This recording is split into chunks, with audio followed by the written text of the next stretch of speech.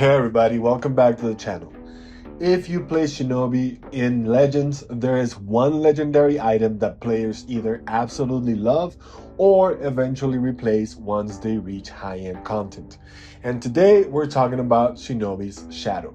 What it actually does, why the community is so divided on it, why the drop rate feels terrible, and whether this thing is still worth grinding for in the current meta.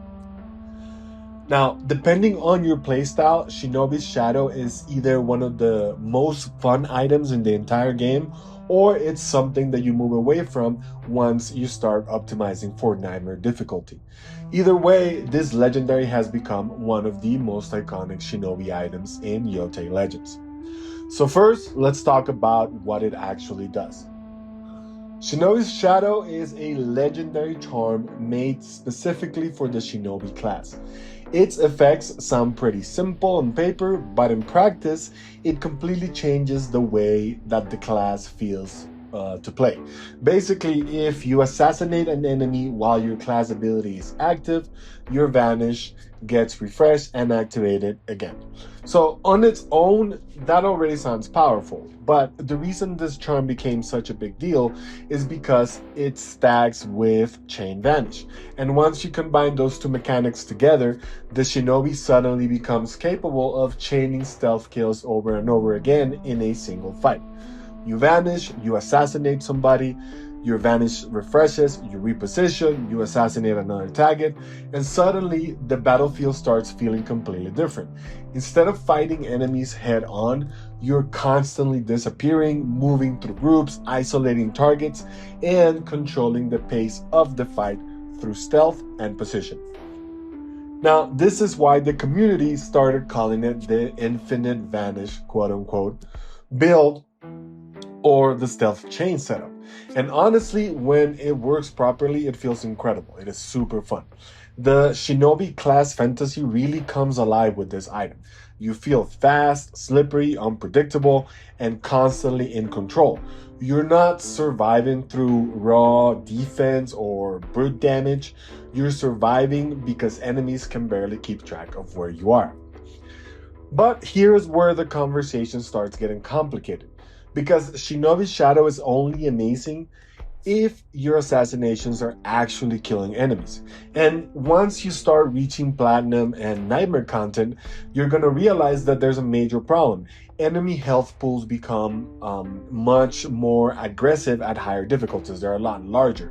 And suddenly, the Shinobi isn't one-shotting everything anymore. So if an assassination fails to kill the target, your entire Vanish chain can immediately collapse. So that discovery changes the Shinobi meta completely, and a lot of experienced players started focusing heavily on assassination damage breakpoints instead of pure chaining of stealth. The community discovered that Shinobi feels dramatically stronger once you stack enough assassination damage to consistently secure kills against tougher enemies. And that's where another charm called Shadow's Bite started taking over in the meta. Now, Shadow's Bite became popular because it allows players to stack significantly more assassination damage, which makes high-end content much more consistent. So now, the Shinobi community is basically divided into two camps.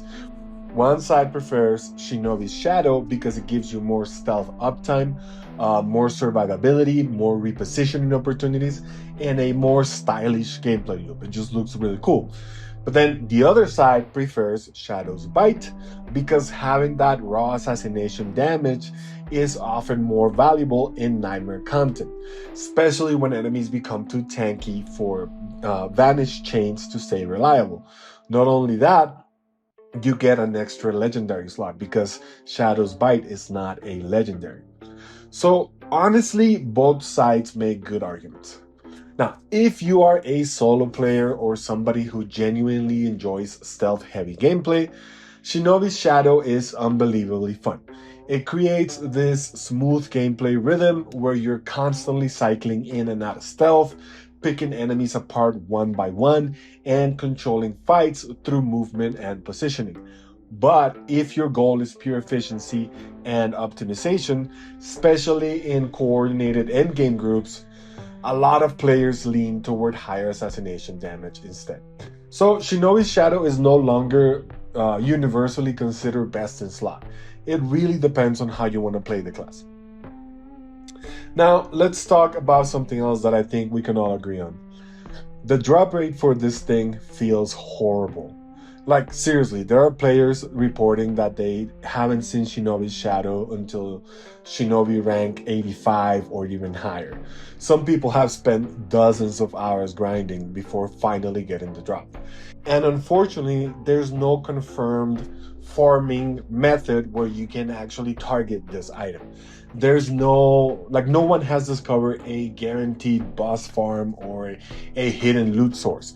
The general recommendation right now is to simply grind high level content as efficiently as possible. Most players recommend Platinum Survival, Nightmare Survival, fast mission clears, and just basically maximizing legendary drop opportunities while playing Shinobi consistently. There's also a strong community belief that class-specific charms have lower effective drop rates than standard legendary items, although there is no official number confirming that. This is just kind of like what the feeling is. Either way, if you're currently farming Shinobi Shadow, prepare for a potentially very long grind. Now, let's talk builds for a second, because Shinobi Shadow absolutely changes how people build the class. Most setups prioritize assassination damage, cooldown reduction, spirit gain, and ultimate damage. One of the most common pairings is weakening smoke bomb, because weakening enemies before assassinations helps secure those important kill breakpoints. A lot of players also pair the charm with the vanishing Kusirigama, and that helps extend the stealth-oriented gameplay loop even further. And when everything starts coming together, the Shinobi can feel almost untouchable. You're constantly killing enemies, repositioning, chaining kills, and avoiding a lot of direct combat. In the video, you're going to see me actually using the Storm Hankyu. I like doing that one, or I like using that one as well, because you can shoot enemies and lower their health a bit before you actually go in for the assassinations.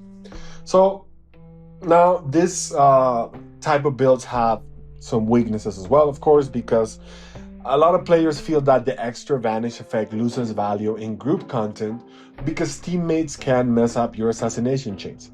Other people feel that the build becomes too dependent on perfect execution.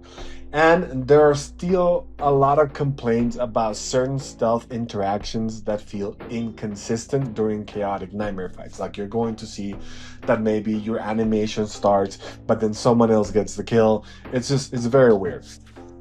So that is one reason why some players eventually completely transition into the more aggressive hybrid damage builds instead of full stealth setups. But personally, I think the most important thing to understand about Shinobi Shadow is that the item isn't about raw damage, it's about gameplay flow. This charm completely changes the rhythm of the Shinobi class. Instead of engaging enemies directly, you're constantly cycling between stealth, movement, repositioning, and precision assassinations. It creates one of the more unique gameplay styles in the game. And honestly, that's why so many players still love it, even if it may not be technically the highest damage option anymore. Because from a fun perspective, Shinobi Shadow is incredible. It rewards timing, positioning, patience, map awareness, and clean execution. When those vanish chains start rolling, the gameplay feels smooth in a way that few other builds can match. So if you already own Shinobi Shadow, I definitely recommend experimenting with it, especially if you enjoy stealth heavy gameplay. And if you're still farming for it, good luck, because based on everything we know, this item can take a very long time to appear. But once you finally get it, it completely changes how Shinobi feels to play. And honestly, that is why this legendary has become one of the more memorable items in Legends. So let me know in the comments, are you running Shinobi Shadow or are you running Shadow's Bite? And do you think stealth chaining is still worth it in the current meta? And that is it for today's video. Thank you so much for watching. If you enjoy my content and you want to support the channel, there are a few ways that you can help out. First, drop a like on the video and share it with your friends, family, or anyone you think would enjoy it. It really helps the channel grow. Second, don't forget to subscribe and turn on notifications so that you never miss a future video. And third, if you would like to support me directly, you can do so at allbashgaming.com. In there, you can buy me a coffee, and now you can also rep the channel with your own merch. You can grab your Loot Goblin t-shirt or the classic "It's not a glitch, it's a tech" t-shirt over on my shop. All the links you need are in the description. Thank you again for watching. I appreciate every single one of you. See you in the next one.